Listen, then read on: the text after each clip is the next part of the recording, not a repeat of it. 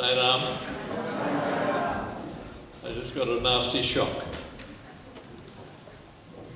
They want me to sit down, they think I'm old.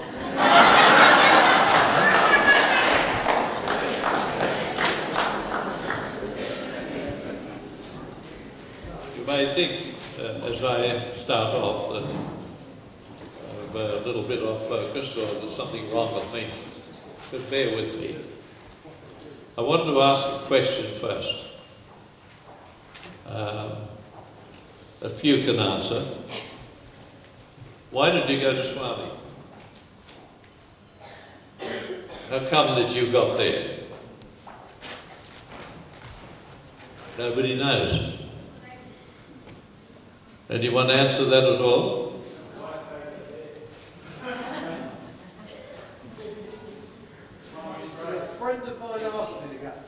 Well, I'm going to tell you anyway. You went to Swami because he called you. It's as simple as that. There are many reasons that people give. You know, went there because of illness, or went there because I lost my job, or I was unhappy, or all sorts of reasons. But in truth, he called you. And there's a reason for me saying this. If you look at the number of people in this room, firstly, and then you think of all the Sai devotees in Australia,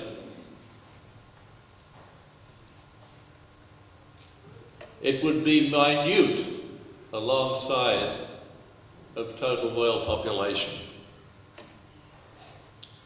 Why is that so? Why has he particularly called us to be there with him?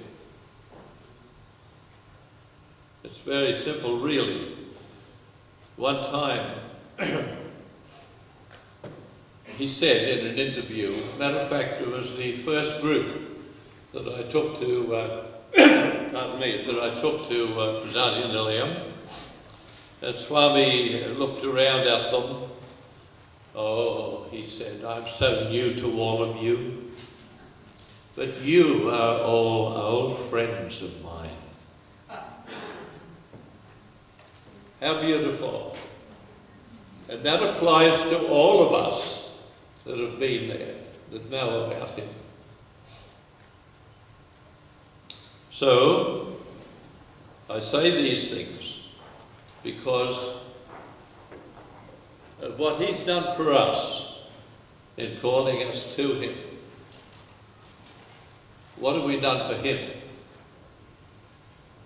Are we really good devotees of Sai? Yes, we do service work and we do other things, but do we do enough? Is it only a small amount? Do we make little effort? I'm talking in general now. So we have to come to understand that because he has brought us to him and we have the opportunity of his guidance and that he's pointing the way home, although we don't always listen. Therefore, we should think about how much more we can do. Should we dedicate ourselves to more and more service work for him? Now, Swami doesn't need us. He doesn't really need the organisation. But the organisation is here for us, to give us an opportunity to grow and to learn. And when I say to grow, to come to understand, when Swami says, love all, for instance,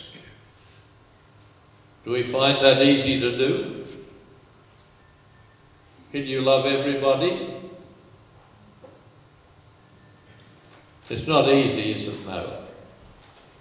But we have to understand that if you understand that the other person is your very self, it makes it easier. Except that we continue and continue to focus on the fragmentation of this great play of consciousness instead of seeing the oneness of all things. And as being of service to others and realizing that the receiver of the service was one's very self,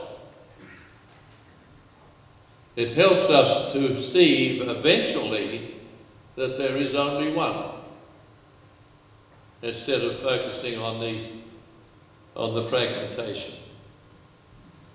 But do we try enough?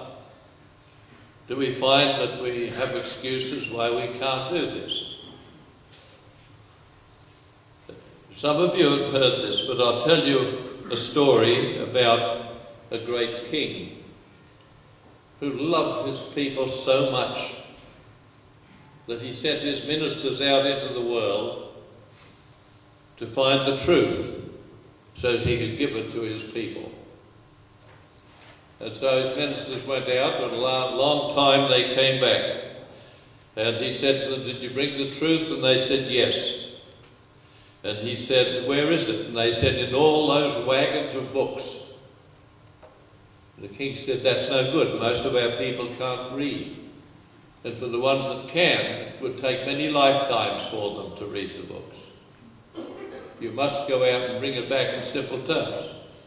So they went out again, and eventually they came back, and he said to them, "Did you bring the truth?" They said, "Yes, we did." "Is it simple?" "Yes," they said, "very simple." He said, "Where is it?" He said, "It's engraved on the head of this pin." And so he got a magnifying glass, and he looked, and lo and behold, there was the truth, engraved on the head of the pin. And there on the pin were the words, "There's no free lunch." In other words, what I'm saying to you is, to be of service, to understand Swami's teachings, and to live the life that he wants us to live, we, as so-called individuals, have to make effort to see that truth. I can remember back many years ago when we started to do service, and we didn't know where to start. We had no idea. And so eventually we decided that we would see what we could do for the patients of the Blue Nursing Service and bring them into the centre, give them afternoon tea and a sing-song and everything else, and the companionship. And so we tried. We explained to them who we were. We didn't hide that. And so we went ahead, and we didn't tell them who we were, for 2 years. And once a month, we would go out and bring people in, and we thought we were doing well. But once a month? Once a month. That's all we did. And we thought we were doing marvellous things. And then, of course, we heard about what they were doing in Malaysia and how much effort they were making over there. And we found out that we were doing nothing. More is being done these days as we go along.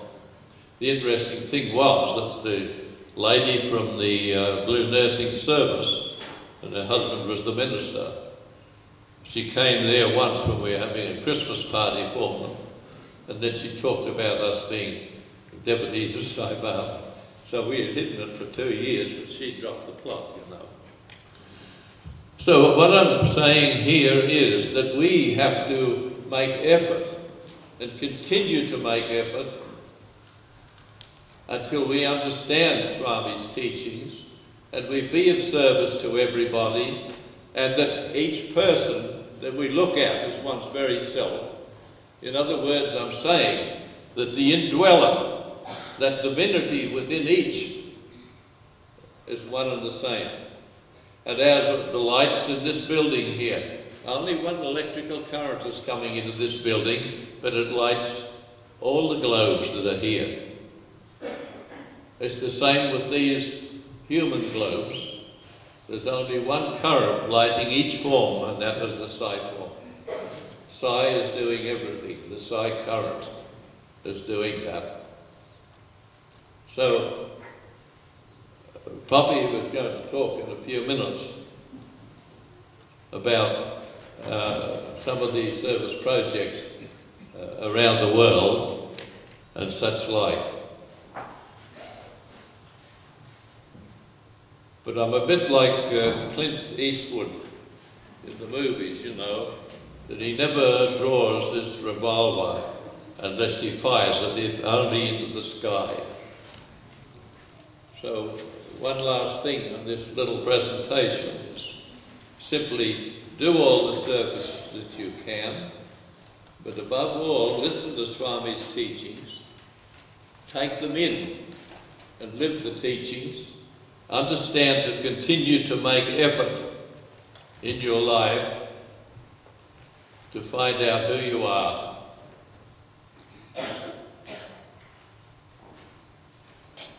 With the mind,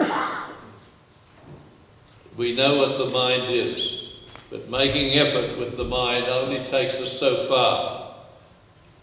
And we come to see that even the effort itself is a stumbling block in our life. Because understanding is in the mind. But once you get to that point, then you can start thinking about understanding of who you are, and that there is only one in life, and that is God. And I might add something else too while I'm at it, because it's important. I was talking to someone just a while ago about the fact that footprints in the sand. You all know that, I guess. You've seen it on a placard.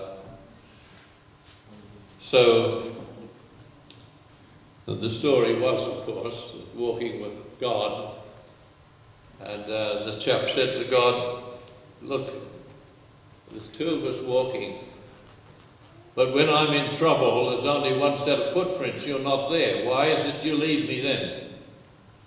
And the Lord said, those footprints were mine.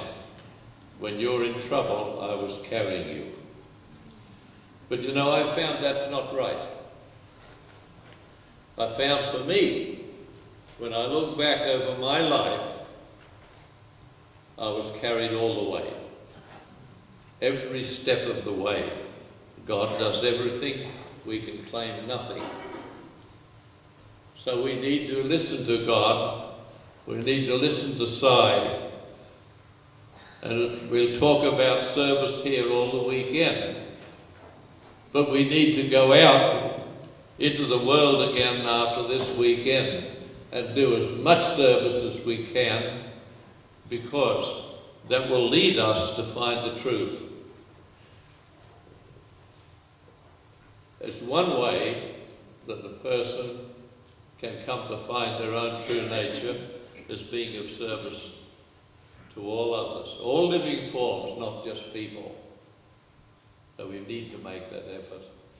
So then I'll just close that off now, and I'll leave my beloved give you some good news. Thank you so much.